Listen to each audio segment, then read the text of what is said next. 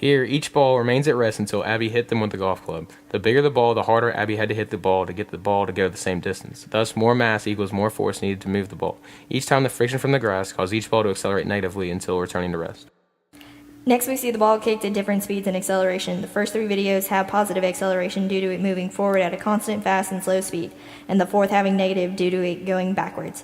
We can tell the different speeds of the ball due to the distance between them each second. In this segment, we see Nick, the batter, create a larger force than the force of the thrown tennis ball, resulting in a positive acceleration of the tennis ball.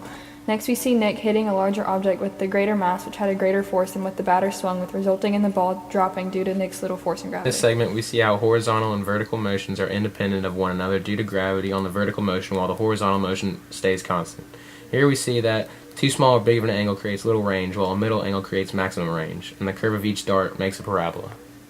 Kick a soccer ball. The soccer ball exerts a force on your foot. When you push backward on the ground pushes forward on you. This is an example of Newton's third law. Since the runner's shoes did not create enough friction to resist the motion created by the runner, there was not enough traction to prevent the runner from falling.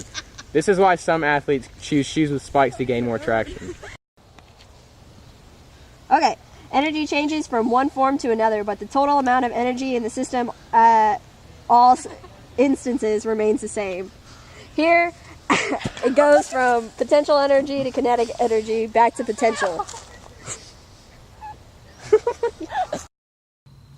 In the law of conservation of energy, the elastic potential energy becomes kinetic energy. If the ball rises, some of that kinetic energy becomes gravitational potential energy. Holy mess, man. Sorry. Ooh, it hit the tree. Energy can be considered as stored work. Whenever a force is applied to an object over a distance in the same or opposite direction of the force, work is done. Here, clearly Abby is not doing work since the lamppost is not moving whatsoever in any direction.